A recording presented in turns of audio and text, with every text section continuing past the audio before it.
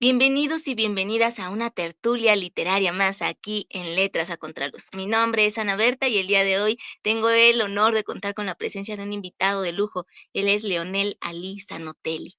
Nació en Netzahualcóyotl, Estado de México, es licenciado en Lengua y Literaturas Hispánicas y maestro en Letras Españolas, ambos por la Universidad Nacional Autónoma de México. Actualmente imparte clases de literatura y comunicación en el Colegio de Bachilleres. Es autor del libro de minificciones Chacharamor, que fue publicado por Libro Objeto Editorial en 2023.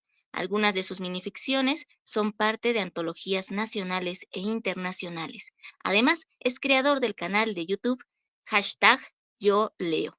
Pues muchísimas gracias, Leonel, por haber aceptado esta cordial invitación. Em, y bueno, pues iniciar con la pregunta que creo que es clave para poder también adentrarnos un poco en esa visión, en ese imaginario del cual formamos parte y que también nos ayuda a conocer un poco más a la persona y al artista. Y es, ¿qué importancia tiene para ti la literatura y la poesía y cómo las definirías? Bueno, pues antes que nada, pues Ana Berta, un gusto y un placer estar en tu programa. Un saludo a toda a la comunidad de Contraluz. Y bueno, pues contestando cabalmente tu pregunta, pues para mí la literatura y particularmente el género lírico, yo siempre he definido la literatura en mis clases, con mis estudiantes, yo siempre he dicho que la literatura es darle voz a las posibilidades, darle voz al hubiera, al es y al será, porque justamente algo que yo veo en la literatura a lo largo de las tradiciones y hoy en día es que precisamente a partir de las composiciones, ya sean narrativas, ya sean dramáticas o líricas, como las que me preguntas, justamente nosotros desde la perspectiva del lector podemos ver otras percepciones, otros hubieras, vivir otras vidas, vivir otros momentos históricos. Entonces, yo creo que la literatura eso nos puede brindar. Entonces, desde la perspectiva del lector y, ¿por qué no?, también del escritor, el creador, es en la hoja en blanco, esa enemiga o ese temor y ese terror que tenemos muchas veces los que creamos historias, justamente es eso, poder vivir lo que queremos vivir, poder estar donde queremos estar, y desde la perspectiva del lector es lo mismo, es poder estar en lugares, en momentos, en circunstancias que nos permitan salirnos de nuestra cotidianidad, salirnos de nuestra perspectiva existencial y poder movernos hacia donde queramos o hacia donde nos vaya llevando alguien a quien nosotros le confiamos, porque justamente el escritor es eso desde la perspectiva del lector, es una voz, es un guía que nos va guiando y que nosotros confiamos ciegamente en él, que nos lleve hacia la historia que haya creado o en conjunto con los personajes que también creo. ¿Cuál consideras que es la función hoy en día de un escritor y de un poeta? ¿Ha cambiado a lo largo del tiempo? ¿Tú consideras que sigue siendo lo mismo? ¿Ha habido alguna evolución al respecto? ¿Cómo lo percibes tú desde tu visión incluso de literato y de licenciado y maestro en letras?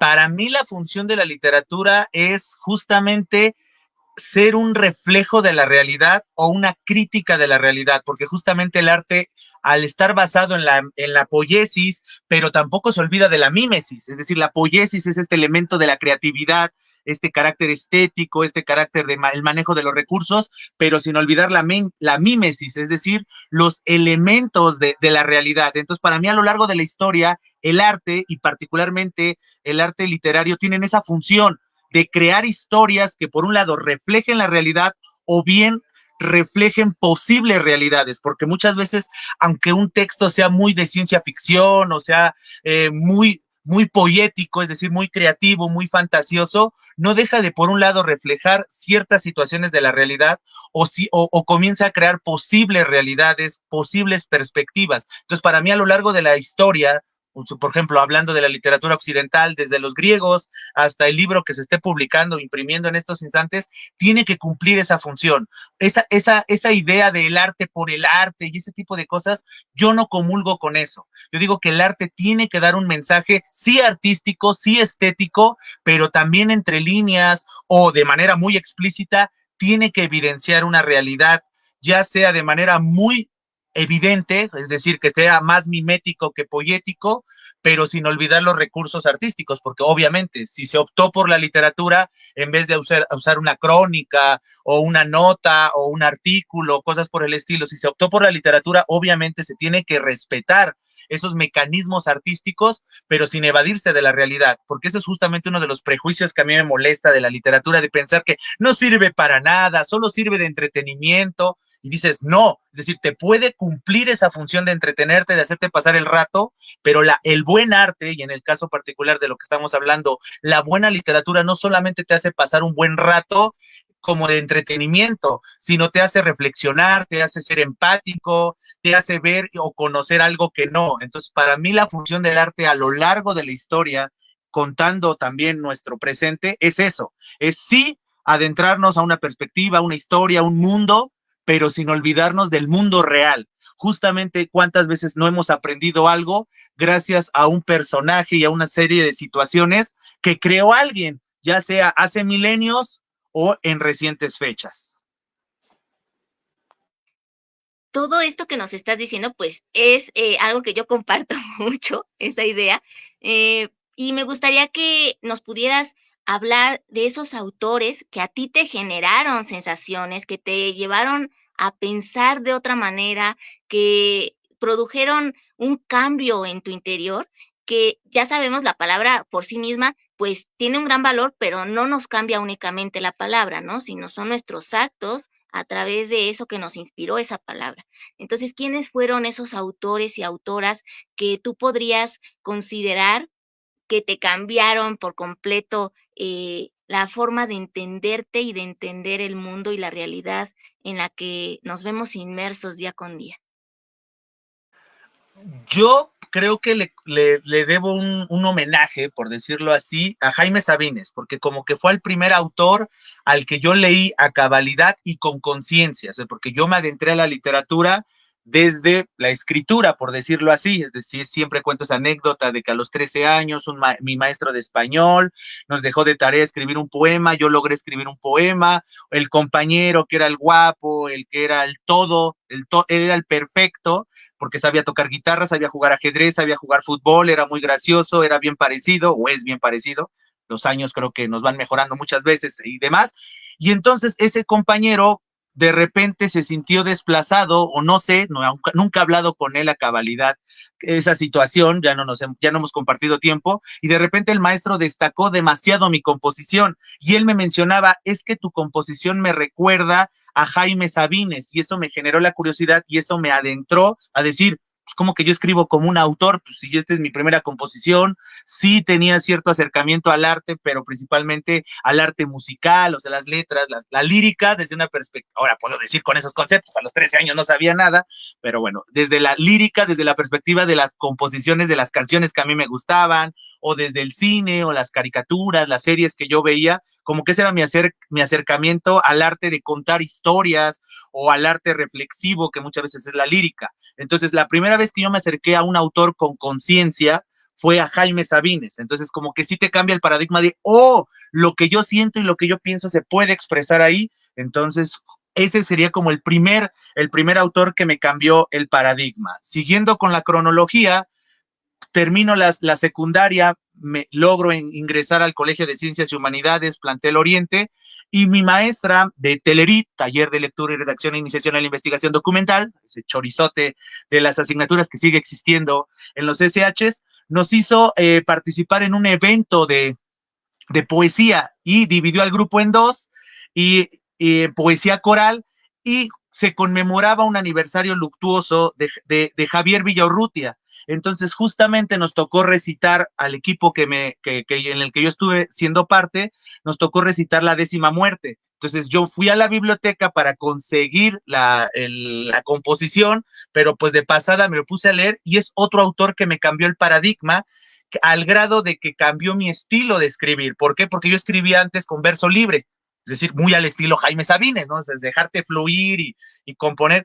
Y después con Javier Villarrutia yo conocí, sí, ciertas perspectivas, ciertas estéticas, pero la poesía con métrica.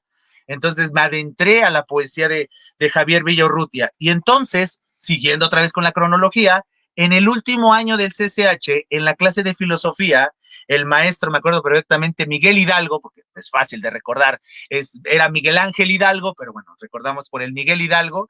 El maestro Miguel Ángel Hidalgo nos dejó leer un libro que ahí sí cambió totalmente mi visión, mi perspectiva, tanto existencial como literaria, por decirlo de alguna manera, que es El mito de Sísifo, de Albert Camus. Es como que el libro paradigmático, es un libro que me hizo que cada vez que lo leo, porque regreso mucho a él, es un librito muy pequeño, por acá lo tengo que tener, por acá está el buen Albert Camus, ese libro me cambió el paradigma. Es de filosofía, no lo voy a negar, pero después esa visión que nos muestra Albert Camus en el mito de Sísifo, lo pude ver paradójicamente meses después en mi clase de taller de literario o de análisis literario en el mismo CCH, que nos hicieron leer la novela El extranjero. Entonces, esa unión entre el mito de Sísifo y esa novela tan paralela a ese ensayo, que es El extranjero, ambos textos escritos por el gran Albert Camus, me cambiaron el paradigma, porque coincidió 17 años,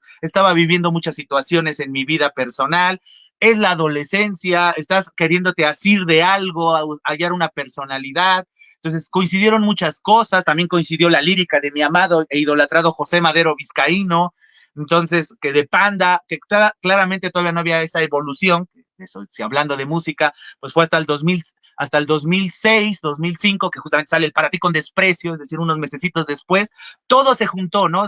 Todo se juntó, pero hablando de libros, el mito de Sísifo me hizo un boom. O sea, hablar de esa perspectiva desde las primeras líneas, hablando de un tema tan controversial y demás que no voy a mencionar ahorita para que no nos censuren el video, porque es un tema muy importante, no nos vayamos muy lejos, si nos están viendo, googleen mito de Sísifo, ya lo pueden descargar en PDF porque ya tiene libertad de autor, y lean las primeras líneas. Pues, ¿cuál es el problema fundamental de la filosofía que se debería de responder? Y vean qué tema, cuál es la respuesta a su pregunta retórica de Albert Camus, y a partir de ahí se comienza a cuestionar.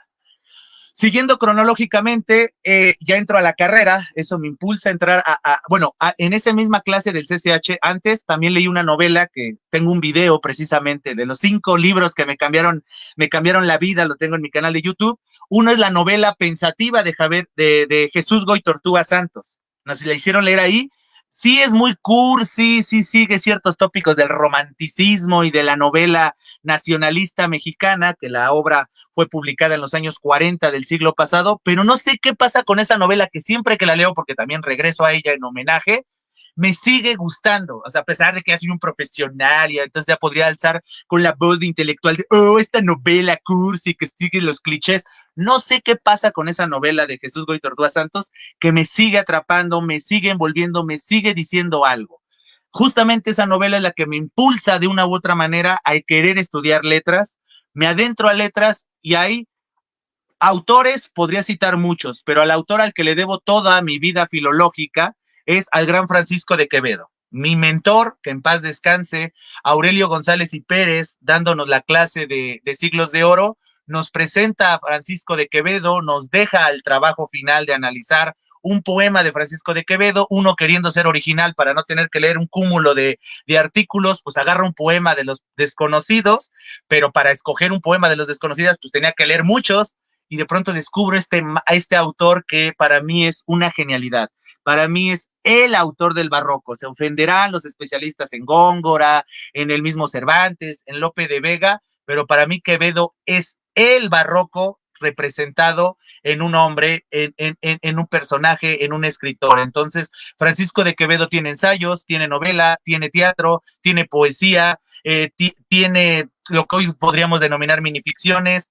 Todos esos mecanismos que maneja Francisco de Quevedo, hoy que me dedico filológicamente a seguir estudiándolo, sigo regresando a él desde diferentes ópticas, ese autor, filológicamente hablando, es el que me ha marcado, o sea, se me ha marcado desde hace casi, ¿de qué estamos hablando? 15, 16 años de mi vida que le he dedicado la vida, valga la redundancia, a Francisco de Quevedo y a su obra.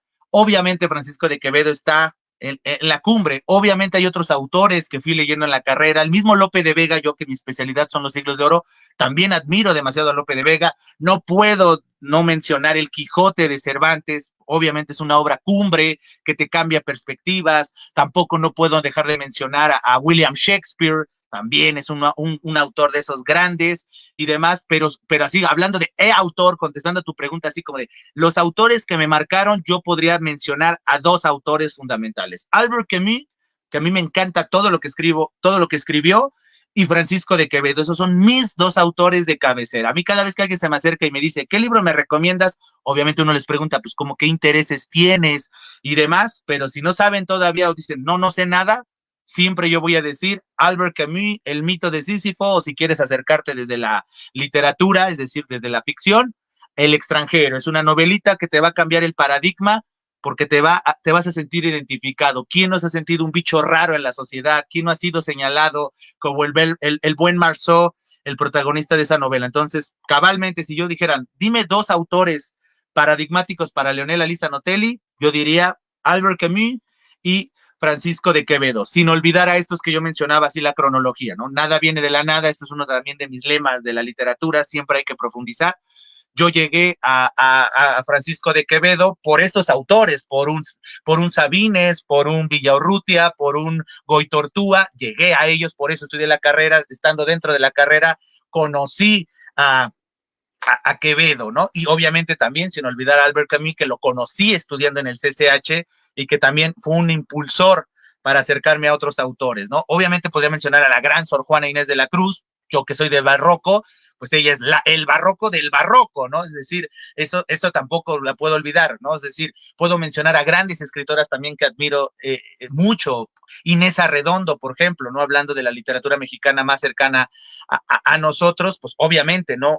La generación de medio siglo, sí está Juan Vicente Melo, sí está el mismo José Emilio Pacheco, está la generación de la Casa del Lago, pero yo destaco, me fascina los textos ensayísticos y narrativos de Inés Arredondo, es una autora que admiro y también recurro mucho a ella cada vez que quiero leer, cada vez que me quiero impulsar.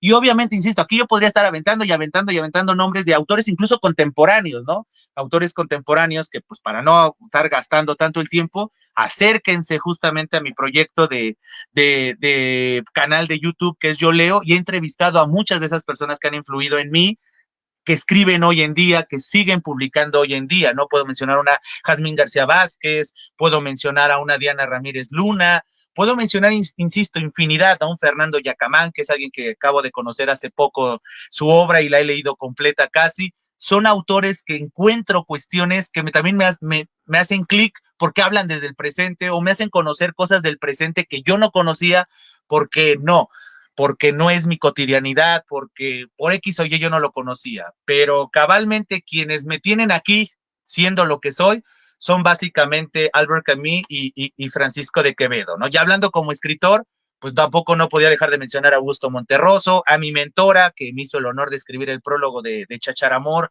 la doctora Adriana Azucena Rodríguez. Entonces, insisto, ahorita me hiciste la pregunta que te suelta la lengua, ¿no? Y comienzas a hablar de autores y comienzas a recordar los libros que te impactaron en algún momento, que tal vez hoy ya no me impactan producto de la experiencia, pero que si me haces recordar a ese Leonel de 13, 14, 15, 20 años, que pues yo ya estoy en otros años, en otras edades que no vamos a mencionar ahorita, eso es justamente, ¿no? Pero en síntesis, si nada más si me sacaran el Tehuacán y me obligaran a decir solo di dos, yo diría Albert Camus y Francisco de Quevedo. En cuanto a tu labor como docente, ¿cuál es el mayor desafío que has enfrentado y cuál el mayor enorgullecimiento cuando ves a tus alumnos y todos los conocimientos que les has podido compartir dan sus frutos? Has sembrado esa semilla y entonces los ves crecer y después ya te enteras que aquel ya se tituló en tal o aquel ya está viajando a tal lugar. ¿Qué es lo que sientes cuando pasa eso? ¿Cuál ha sido el mayor desafío? ¿Cuál el mayor enorgullecimiento? Y también, ¿qué tanto de esas bases que dan en el CCH, que por lo que he oído, pues los forman como muy, personas muy críticas? O sea, no nada más de seguir como rebaño alguna ideología, ¿no? Sino que sí es de cuestionarse, de estarse buscando a sí mismo y buscando la verdad, y también de no dejarse influir nada más porque sí. Entonces, en ese sentido, ¿qué tanto aplicas lo que aprendiste en SSH en tu vida laboral? Contestando en orden las preguntas, el mayor reto en este contexto del 15 de mayo, del Día del Maestro y demás, uno se lo cuestiona, ¿no? Uno se lo cuestiona. Justamente hace unos días platicaba con una amiga mía que es esta Nancy Hernández García, ¿no? Otra gran poeta y que tiene un programa en conmemoración del 15 de mayo. Me preguntaba un poco lo mismo, ¿no? Y pues, te agarra de sorpresa, pero ahora ya no me agarran ya no me agarran en curva, porque creo que yo tengo que ser consciente de que yo doy una asignatura que tiene muchos prejuicios. Es decir, particularmente cuando hablo de literatura, porque yo en el colegio de bachilleres, plantel 9 Aragón, yo doy tanto el área de comunicación como la de literatura, pero me voy a enfocar un poco más en la de literatura porque es la que tiene más prejuicios. Es esa imagen de, es que la literatura no sirve para nada, un poco lo que decía hace unos minutos, de para la literatura más es para entretenerse, ¿no? Es como de, si alguien dijera, quiero estudiar literatura, ah, qué bien, pero bueno, esto déjalo para tus tiempos libres. ¿Qué vas a estudiar en serio? Como si estudiar las letras y todo lo que hay detrás de las letras no representaran una realidad. Entonces, mi reto como docente, principalmente del aspecto literario, es mostrarles y demostrarles a mis estudiantes que la literatura no es eso, no es una cuestión banal, no es una cuestión intrascendente, sino que es un reflejo y una necesidad de una sociedad. Los artistas toman la batuta, toman el micrófono y expresan una historia que por muy cursi o por muy superficial que se podría ver en una primera instancia, tiene un trasfondo, reflejan una tradición, reflejan unas necesidades, y eso a su vez a nosotros, desde esta óptica, hablando de literaturas muy distantes o muy cercanas, nos brindan herramientas para lo que tú bien decías, casi contestando la tercera parte de la pregunta, que es como de cuestionarse. Es decir, como de, a ver, este autor tú cuestiónalo, o sea, cuestiónalo desde su óptica, porque eso también es un ejercicio muy importante y más en estas épocas. Tal vez ya me está golpeando la edad, pero ya comenzar a contrastar generaciones y demás. Algo que yo veo, un área de oportunidad que yo veo en las nuevas generaciones es la falta de empatía. Automáticamente cuando no coinciden, nunca se toman la molestia de hacer una pausa y decir, ¿por qué esta persona piensa así? ¿Por qué esta persona afirma esto?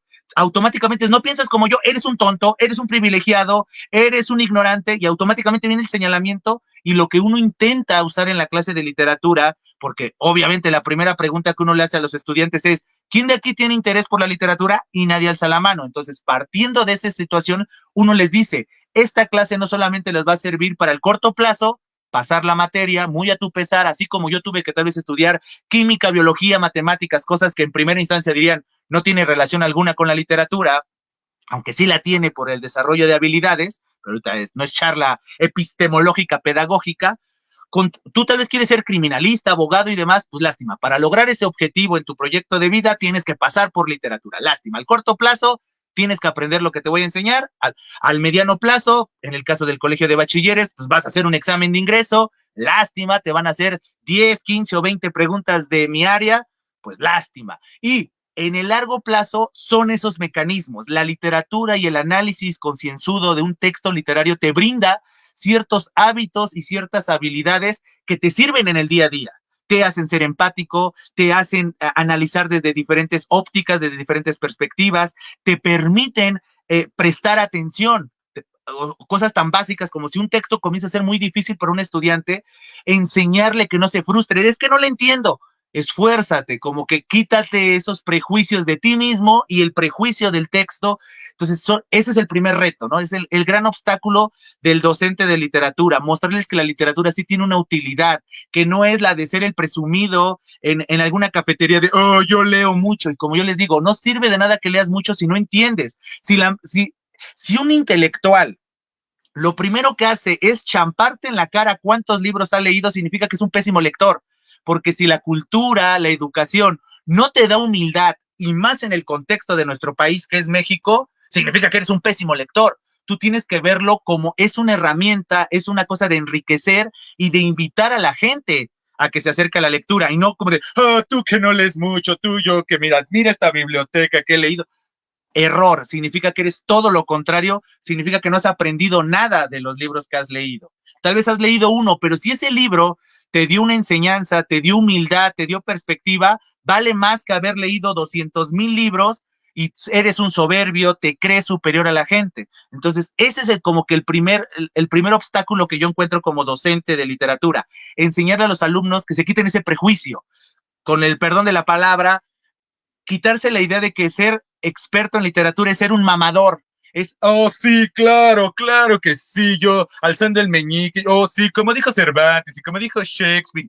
No, si esa lectura, esas historias a las que te has aproximado no tienen una implicación en tu vida y en consecuencia en tu realidad, significa que solo se quedan en el papel.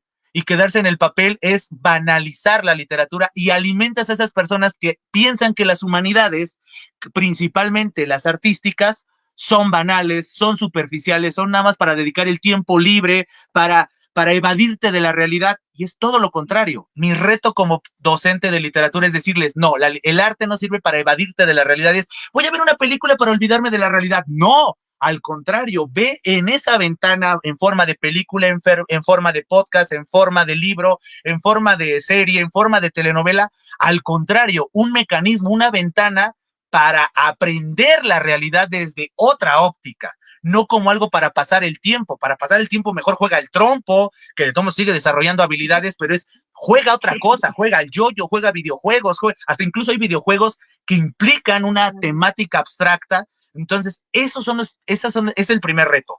En consecuencia, ¿dónde están mis satisfacciones? Cuando yo logro ver a los estudiantes cumplir su objetivo. Es decir, que le entendieron, tal vez mi clase es un granito de arena. Aunque ha habido estudiantes que me enorgullecen, algo que han estudiado la misma carrera que yo, o han estudiado carreras similares, comunicación, creación literaria en la UACM, literatura incluso, ¿no? Letras hispánicas en la UNAM, ya sea en CEU como yo, o en Acatitla, perdón, en Acatlán. Acatitla es aquí mis vecinos, ¿no? En Acatlán. Pero más allá de eso, yo no soy promotor de la carrera. Yo soy promotor de las habilidades alrededor de la comunicación y de la literatura. Y entonces mi mayor satisfacción, ya que llevo varios años en la docencia, es ver a esos estudiantes graduándose y siendo lo que quieren ser, y tal vez mi asignatura, tal vez mis observaciones, tal vez mis sugerencias, mis retroalimentaciones, los mensajes que les di, las habilidades que intenté desarrollar en ellos cuando fueron mis estudiantes, ver que eso tal vez un granito, porque les cayó el 20, porque tienen esa percepción, porque tienen esa empatía, porque saben comunicarse consigo mismos y comunicar con la comunidad que los rodeó, al grado de que pudieron seguir andando en el sendero de lo académico, o al que no haya sido académico, pero están en el trabajo que ellos quieren y son buenos desarrollando sus habilidades en ese oficio. Eso creo que es mi mayor satisfacción. Me manden mensaje o no me manden mensaje, lo acepten o no lo acepten, uno es consciente de esa realidad que dices, tal vez yo aboné un granito, un ínfimo granito de arena en ese desarrollo de habilidades que hoy se ve reflejado en lo que es un profesional, un trabajador o lo que sea, un desarrollador de lo que sea, pero tal vez mi clase, mis perspectivas y mis metas y objetivos sesión a sesión lograron rendir un fruto, y creo que esa es la mayor satisfacción. Y eso a su vez es una evidencia de lo que me preguntabas del CCH.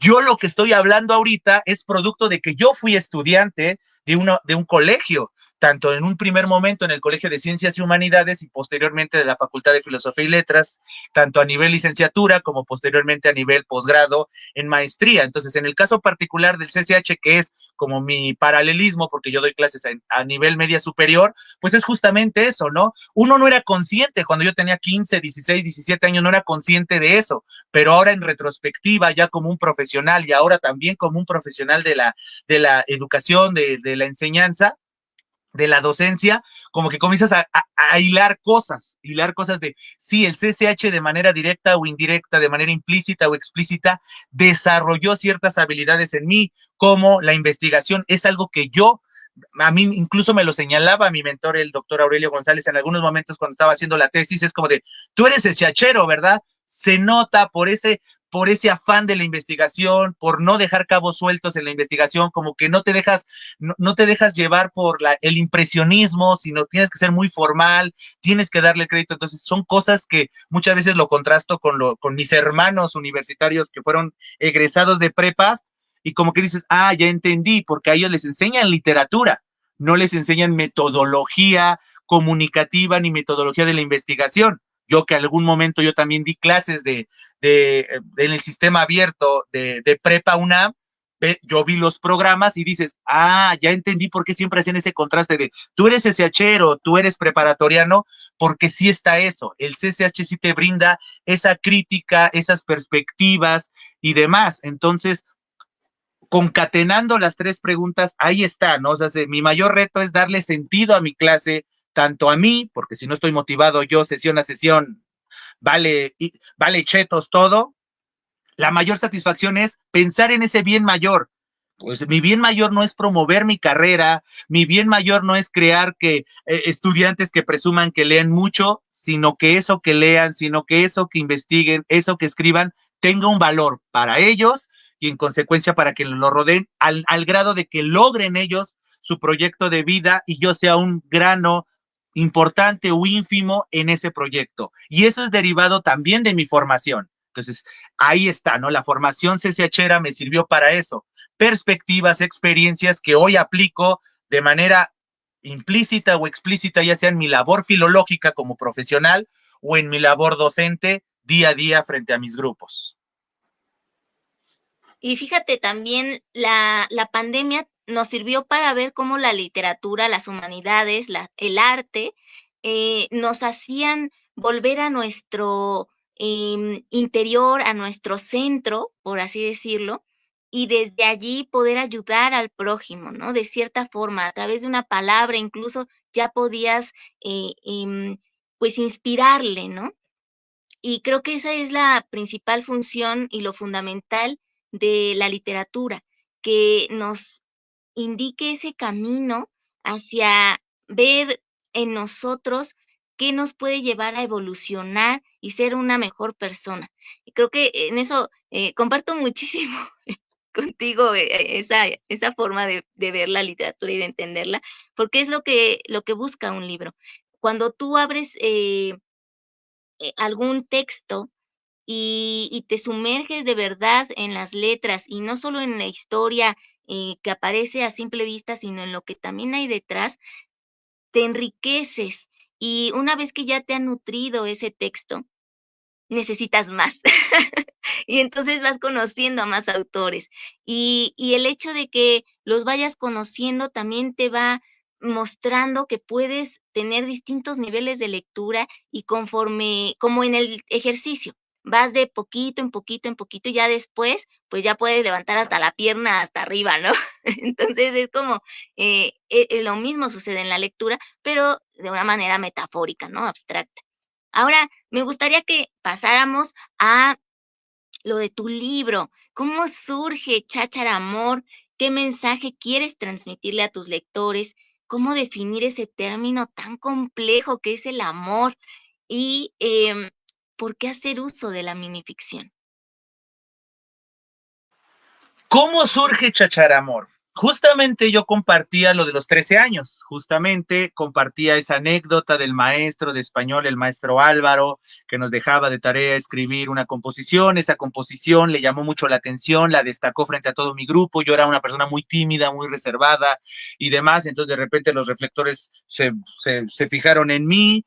Eso vino este compañero que me acusó de plagio, eso es lo que me faltaba contar de la anécdota. Entonces dijo, no, ese poema como era, como tal vez celoso de, oye, yo siempre los reflectores los tengo porque este que está callado y yo era el último en la lista, entonces yo estaba sentado en un rincón y demás, entonces como de, ¿por qué este me va a quitar los reflectores? Entonces me acusó de plagio. Le dijo incluso frente a toda la clase, dijo, ese poema lo plagió, ¿no? Entonces eso me impulsó a seguir escribiendo. Ese impulso de escritor poco a poco lo fui desarrollando. Después, pues tuve una faceta de músico, de crear un grupo de punk rock, por eso hablaba de Panda y la lírica de José Madero y demás. Entonces yo seguía escribiendo, yo escribía las letras de las canciones. Por azares de la vida yo fui la voz de ese grupo, por maldita suerte del sorteo, que necesitamos una voz, ¿no? Ya vamos a hacer el grupo. Bien, ¿quién va a cantar? hicimos el sorteo y pues salí yo y dije, tú las escribes, pues tú las cantas, tú vas a tener el sentimiento.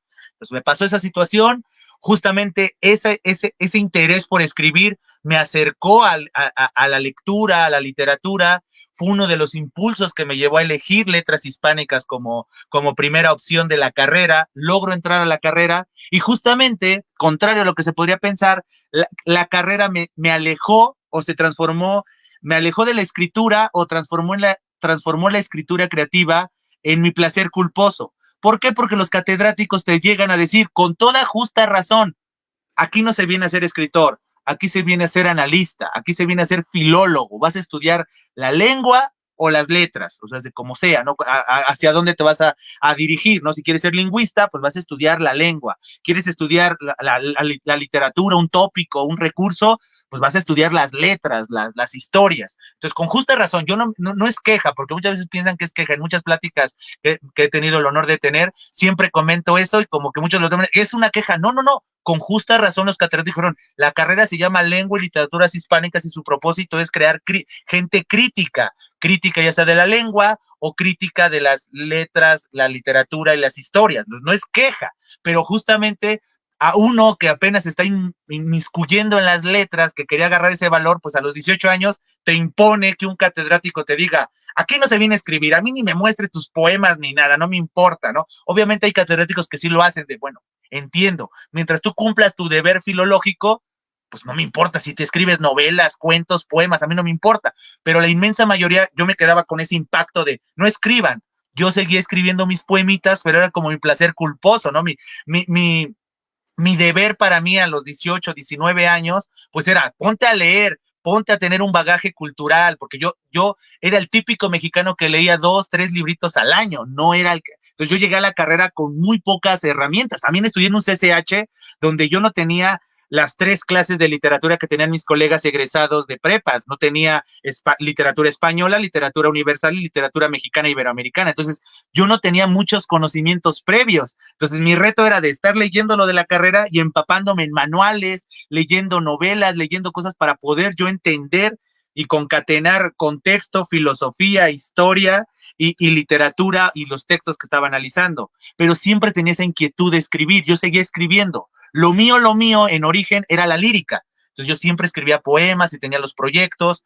Me sirvió mi faceta de músico y compositor de letras porque no dejaba de ser de lírica. Buscaba la rima, buscaba la métrica, porque mi poesía es de la vieja guardia, de la estructura clásica. Métrica, rima y estar escribiendo sonetos y décimas y lo que sea, ¿no? Todo, te podría citar todo el manual de Tomás Navarro Tomás, ¿no? Aquí, pero entendamos esas estructuras, ¿no? Las redondillas y todas esas cuestiones era lo mío, entonces yo sigo escribiendo así la lírica, pero esa lírica se quedaba oculta, nunca me metía a concursos, nunca hacía nada porque era como de no, yo soy filólogo y demás.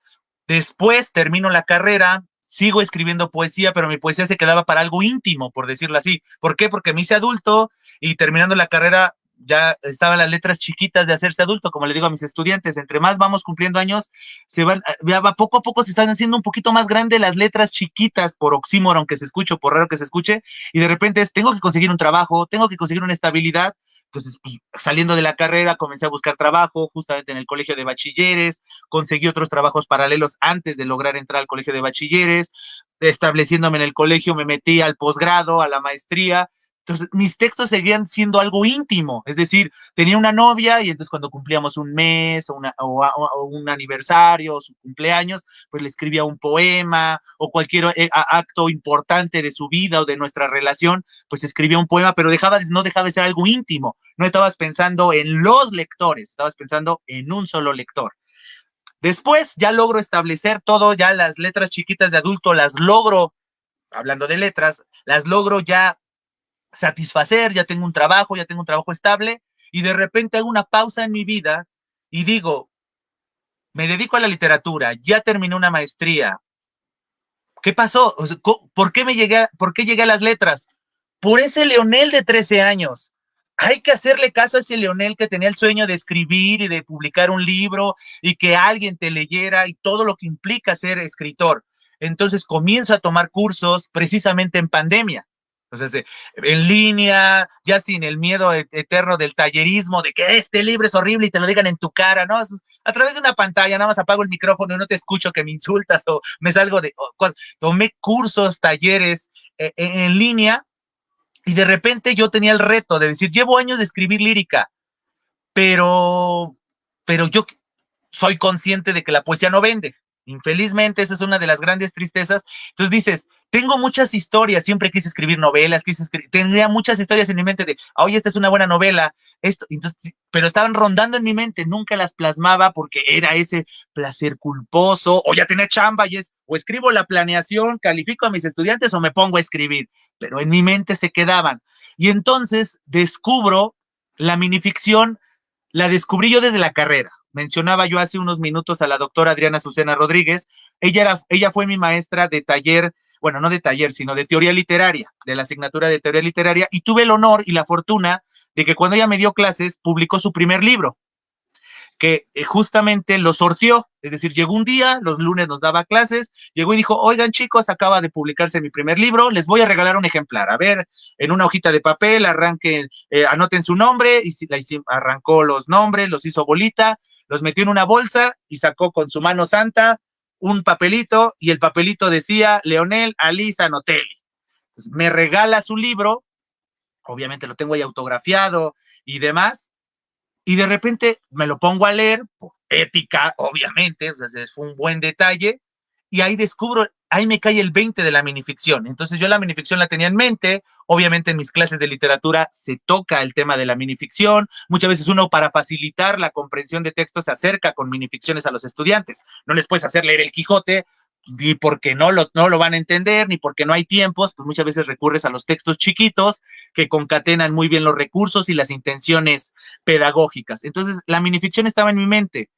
Pasan estos años, pasan muchos años, eso fue como pues, el penúltimo año de la carrera, entonces viví la graduación de la licenciatura, haberme metido a trabajar, haber estudiado maestría, establecerme en mi trabajo, ya tener una base, ya tener una estabilidad que me permite ya poderme dar ciertos lujos, ya no tener que estar trabajando todo el día, que es una de las vicisitudes de los maestros nuevos en el bachilleres, que no tienes un horario bien establecido, entonces tienes que irte ganando ciertas cosas, ya lo logré. Comienzo a meterme a esos talleres y para mí la mejor forma de homenajear a Leonel de diferentes facetas, desde Leonel de los 13 años que comenzaba a escribir, a Leonel que decidió estudiar letras, a Leonel que se especializó en los siglos de oro, a Leonel que hizo una maestría, a Leonel docente, fue la minificción. ¿Por qué? Porque la minificción tiene como principal recurso la intertextualidad, es decir, darle honor y darle homenaje a las tradiciones y a los autores que nos secundan, bueno, o que fueron los pioneros de un tópico, de una historia, de un personaje, y entonces para mí la mejor forma es, tengo muchas historias en mi mente que yo creía que iba a escribir cuentos o novelas, dije, tengo muchas historias en mi mente, cuéntalas de manera breve y por un lado es un reto. Y como están viendo en esta plática, soy muy parlanchín cuando agarro confianza. Entonces yo soy mucho de hablar y hablar y hablar, hablar, o cuando me toca escribir o hacer ensayos y demás, escribo, entonces dices, es un reto, tengo que ser breve, tengo que aprender a concatenar mi historia y tengo que hacerlo bien, entonces, y así logré yo darle gusto a las personas, metafóricamente hablando, que le quería dar gusto. A Leonel de 13 años que soñó ser escritor, a Leonel de 18 años que tuvo tanto interés en la literatura que se quiso dedicar a ella, a Leonel que de los 20 y pico años cuando se graduó, a Leonel de los 30 y pico años, que es cuando termino la maestría y logro la estabilidad, el homenaje a mi mentora en el aspecto de la minificción, la doctora Adriana Azucena, un homenaje a todos los escritores y a todas las escritoras que he leído, ahí están, de manera directa o indirecta, están en los 69 relatos de Chacharamor. Entonces, por eso era la minificción. ¿Qué pretendo en ese libro? Por un lado, sí, hablar de un tema que también me ha interesado desde ese Leonel de los 13 años. O sea, ese primer poema se intitula, me acuerdo perfectamente, todavía lo conservo, a una novia difunta que hablaba de un amor frustrado, que justamente es el yo poético, se encuentra a su novia de la juventud, ya ella ya muy anciana, ya a punto de morir, alerta de spoiler, aunque no lo he publicado, pero si lo llegan a ver, ya saben de qué trata. De eso trata, el yo lírico traicionó y la encuentra años después. Y entonces por eso se llama Una novia difunta, porque pues creo que desde el título ya lo spoileé, pero bueno, no me importa, yo respeto el título, porque obviamente al final muere, se infiere eso, en los últimos versos se refiere el fallecimiento de esa mujer. Entonces, desde esas épocas me interesaba el amor, obviamente mis primeros poemas fueron de amor, las historias de las canciones que yo interpretaba, pues me tocó el punk rock, emo, Panda, Para ti con desprecio, que está cumpliendo 19 años y no me cansaré de decirlo, ese disco que rompió paradigmas a nivel rock nacional, rock en español, rock mexicano, pues obviamente el amor era un tópico en mi vida. También, como siempre lo he dicho en las presentaciones de Chacharamor, uno habla de la feria, ¿cómo le va? Entonces, obviamente, Chacharamor no podía no hablar de amores desafortunados, pero que también merecen historias, merecen tener una voz. Entonces, Chacharamor, eso es lo que pretende. Pretende jugar con esta analogía, por eso es el título del libro. Cháchara habla de las chácharas y del amor. ¿Quién no ha sido una cháchara para alguien? En un primer momento, un objeto en el buen sentido de la palabra, un objeto valioso que lo cuidas y no hasta te da cosa usarlo, ¿no? Yo recuerdo cuando era niño y me regalaban zapatos, me daba cosa usarlos porque yo quería que se viera siempre la suela limpia. Entonces, no lo quería usar, pero uno lo terminaba usando. Eso pasa muchas veces con el amor, ¿no? Todo tiempo quieres estar con la pareja y estás pegado como muéganos, pero poco a poco, por azares de las circunstancias, poco a poco vas perdiendo el valor y te abandonan, te regalan, se olvidan de ti y te transformas en una cháchara, con la ilusión de que alguien te encuentre y te revalore. O viceversa, nosotros cuántas veces no hemos transformado a alguien en una cháchara. Nosotros la valoramos a esa persona y todo el tiempo estuvimos con ella y por azares de la vida se va perdiendo el interés, se va perdiendo el sentimiento, se va perdiendo la atracción, la pasión o como lo queramos llamar y cortamos una relación y esa persona que era tan valiosa termina siendo, metafóricamente hablando, un cero a la izquierda, alguien ya que ya no tiene valor para nosotros en el presente. Tal vez en nuestro pasado sí. Entonces nosotros transformamos en una cháchara. Entonces, pero lo que a mí me da ese rayito de esperanza, que yo que soy chacharero en todos los sentidos amplios de la palabra, muchas de mi biblioteca son libros de viejo, fueron un libro que fue muy valioso para alguien y yo los encontré en un tiradero, en un botadero, en las librerías de Donceles. Y fue un libro que ahí todavía tiene marcas, tiene teléfonos, tiene fotos a veces de la familia, de una pareja. Ahí está un ejemplo claro que fue valioso para una persona, pero por azares de la vida ese objeto se separó de su primer dueño, por llamarle de alguna manera, insisto, todo metafóricamente hablando, y después yo lo encontré y yo lo valoro y yo lo atesoro. Entonces, de eso va Chacharamor, es lo que pretende Chacharamor, contar historias de desamor, sí desde diferentes ejes, hay historias de reflexión, hay historias de humor, historias burlescas, historias satíricas, historias de terror incluso, pero el leitmotiv es justamente esa analogía de los amores desafortunados donde alguien se transformó en una cháchara o alguien transformó a alguien en una cháchara. En consecuencia, es unos textos al final esperanzadores, porque te estoy contando la historia de desamor, pero con la ilusión y la esperanza. O sea, nadie muere al final de ninguno de los relatos. Se murió siendo cháchara. No, existe ese rayito de luz de que ese objeto que se transformó en cháchara vuelva a ser valorado. Entonces, cada uno de los protagonistas de los 69 relatos de Chacharamor, eso es lo que pretenden, contarte una historia así de desamor, porque yo siempre he dicho que las historias de desamor también merecen una voz, también merecen una resonancia, un eco, no solamente hablar de amor, tendría que ser las historias triunfantes, sino también las historias fallidas, porque también te pueden enseñar algo, un ejemplo, recordar algo.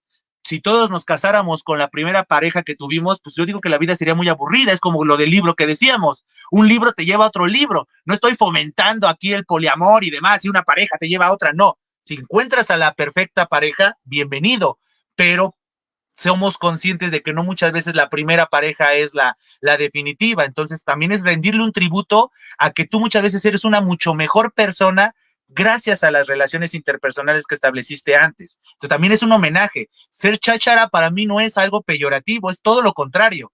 Todos hemos sido chácharas y ¿por qué no? Todos debemos aspirar a ser cháchara en algún momento porque a veces tenemos que tocar fondo para poder valorarnos y revalorarnos. Porque el amor nace desde el amor propio. Yo puedo sentirme una cháchara, pero si yo mismo no me revaloro, volveré a ser cháchara eternamente. Va a ser algo cíclico porque le aviento la responsabilidad de mi vida a alguien más. Yo primero me tengo que revalorar, yo primero tengo que hacer la reflexión por qué la relación no se dio. A veces es por culpa de la otra persona y no hay ningún empacho de decir, fue culpa de la otra persona, yo di mi todo. Pero en algunos momentos uno es copartícipe de que la relación no haya fructificado y entonces uno se transforma en chachara, pero se tiene que revalorar y decir, tengo que aprender, tengo que ser mejor persona para mí mismo y en consecuencia para mi posible futura pareja o para mi pareja si es que ya se consiguió una nueva. Eso es, entre líneas, lo que pretende Chacharamor, sí con humor, sí con una literatura muy accesible, no es nada intelectualoide ni nada por decirlo. Se podría pensar en primera instancia de, no, este licenciado y maestro en letras, no, seguramente referencias que solamente conoce él, no. El propósito de Chacharamor es volver accesible las historias. Obviamente sí puede haber algunos referentes que son guiños, pero yo soy barroco, por decir en ese sentido, ¿no? Entonces, algo que caracteriza también mis textos son muy afibológicos, soy muy conceptista, muy al estilo de Quevedo. Entonces, la primera lectura es válida y puede haber una lectura oculta porque hay una referencia, ya sea personal y solo las personas cercanas a mí digan, esa historia es de fulanito y fulanita, ¿verdad? O es una historia cuando tú estuviste con esta persona. Pero la historia leyéndola a alguien que no me conoce, alguien que no conoce el referente, ya sea literario o personal, le va a entender al texto sin ningún problema, porque ese también es un homenaje al gran Francisco de Quevedo. Intentar ser conceptista, intentar jugar con los sentidos sin olvidar este leitmotiv, ¿no? Y esta analogía de las chácharas y las relaciones amorosas fallidas. ¿Qué te parece si nos compartes una lectura de 4 de tus minificciones? Una de reflexión, una burlesca, una satírica y una de, ay, recuérdame, por favor. Sería de terror la otra. De terror. Por favor, gracias. Perfecto, entonces, 4 textos. El primero de ellos que les quiero compartir es el primer texto que viene en Chacharamor. Si ustedes adquieren su Chacharamor, lo abren después del excelente y el maravilloso prólogo que escribió mi mentora, la doctora Adriana Azucena Rodríguez. Acabando ese prólogo, en la página 15 encontrarán el primer texto, que se intitula Sirena. Este texto dice, abro los ojos y veo a alguien hincado a mi lado, quien al percatarse de que abrí los ojos, aproxima su cara a la mía y dice, no te muevas, todo va a salir bien. ¿Escuchas la sirena? Ya viene. ¿Cómo quisiera decirle que una sirena fue quien me dejó así de herido?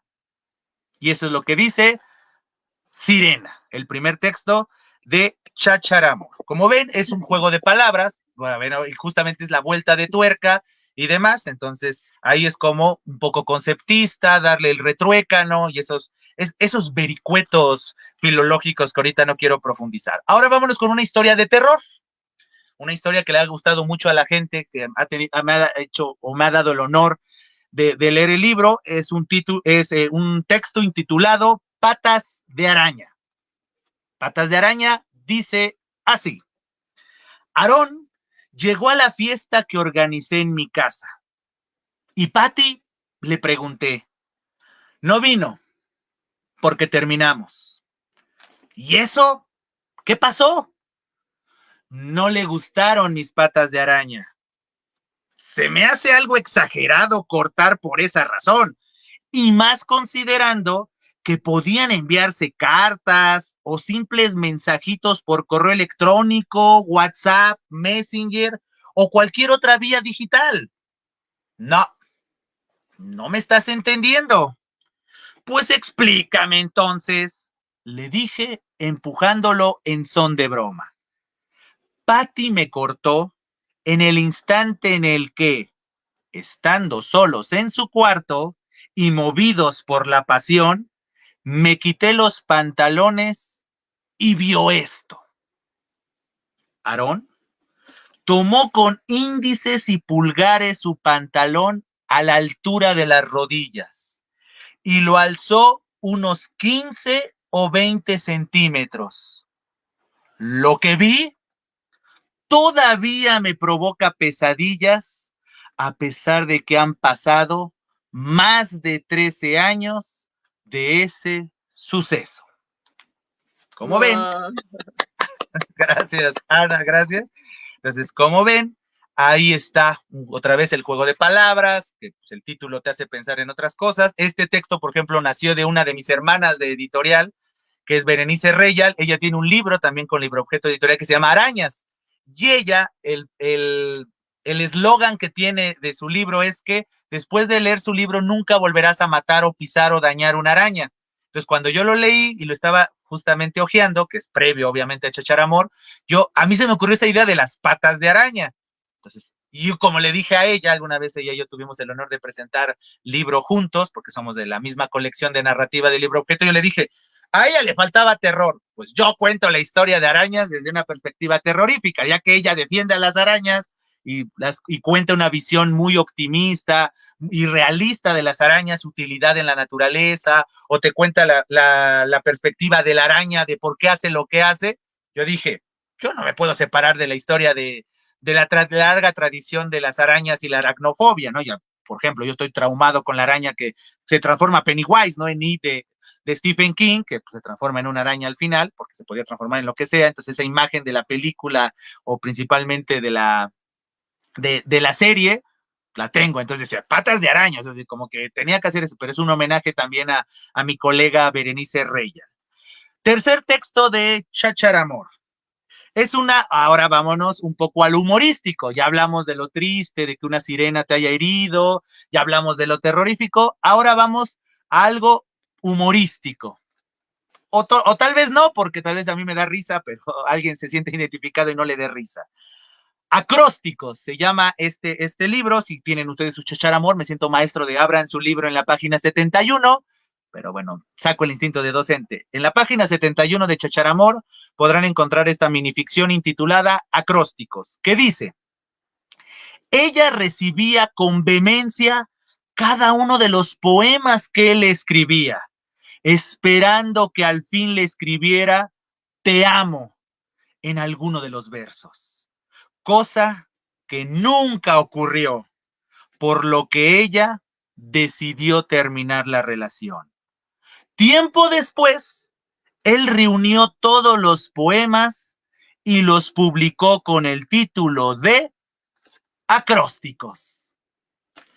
Entonces, ya sé que el comediante no tiene que contar sus chistes. Muchas gracias, Ana. No, está muy bien. Pero esto, muchas veces uso este texto con mis estudiantes como un ejemplo de lean el texto más allá de lo evidente. Uno saca sus referentes de la niñez y los Thundercats y la espada del augurio, y vean más allá de lo evidente.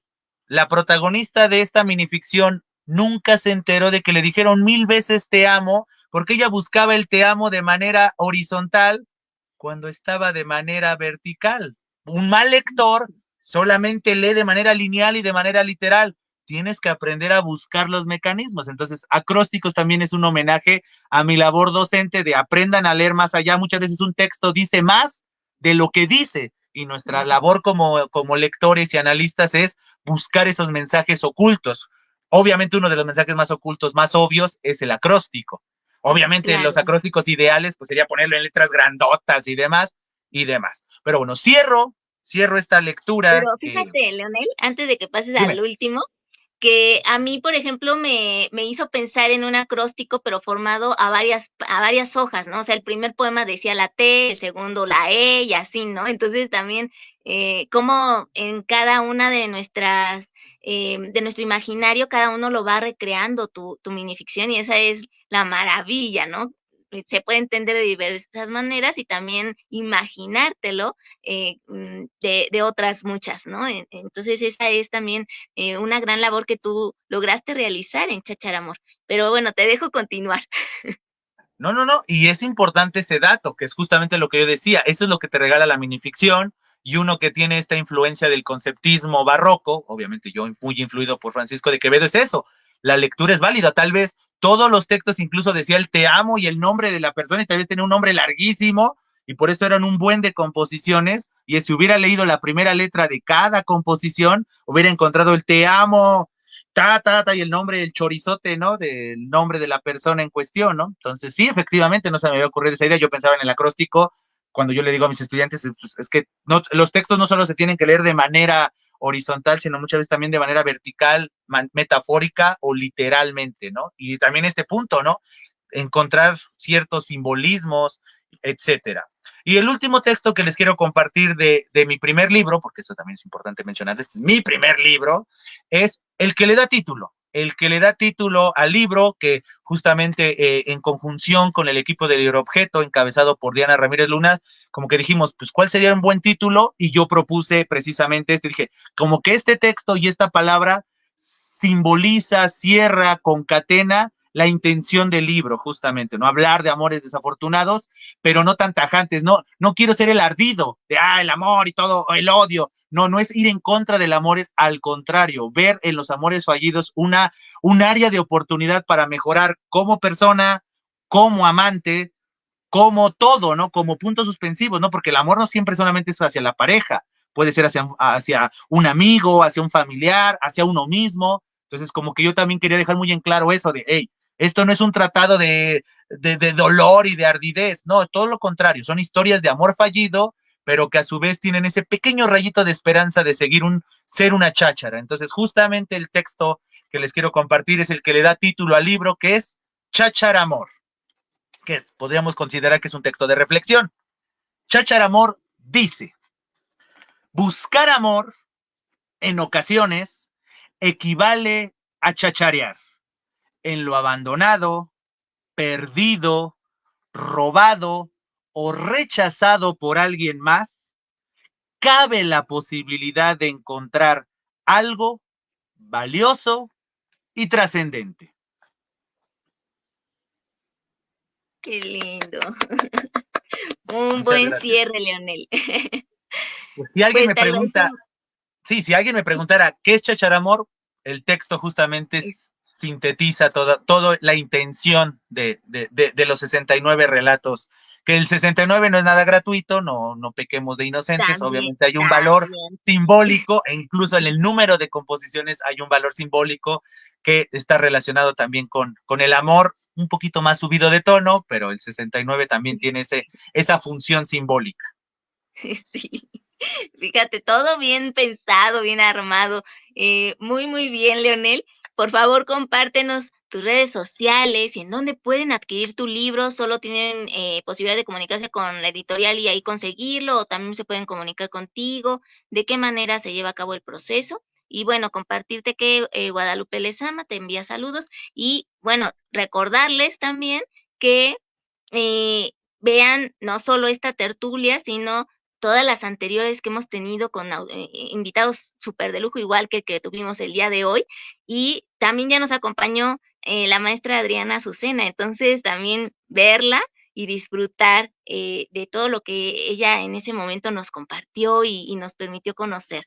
Pero ahorita estamos contigo, entonces por favor, Leonel, compártenos redes sociales y adquisición del libro, ¿en dónde puede ser?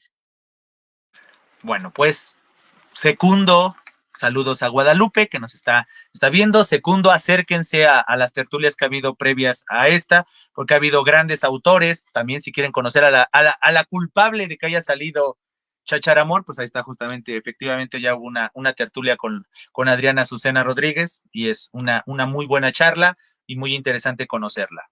Redes sociales y forma de conseguir Chacharamor. Redes sociales, la vida de Leonel está dividida en dos, por decirlo así. De manera personal, es decir, me pueden encontrar en Facebook con mi nombre completo, Leonel Ali, aquí me están viendo justamente, aquí está mi nombre, ahí está mi nombre, Leonel Ali Zanotelli, le incluí el apellido materno, que es Correa, solamente que para cuestiones artísticas es muy largo mi nombre, entonces lo aportamos a Leonel Ali Zanotelli, pero bueno, soy el único Leonel Ali Zanotelli en el mundo, ya está confirmado y corroborado, entonces si ponen Leonel Ali Zanotelli en Facebook, me encontrarán, es una foto mía, no hay pierde. Me pueden encontrar también en Instagram y en X, antes Twitter, con las iniciales de mi nombre, que es @L-A-Z-C, que son las iniciales de Leonel Alisa Notelli Correa. Y básicamente esas son las tres redes sociales personales. Ahí me pueden encontrar, ahí donde comparto presentaciones, memes y cosas por el estilo.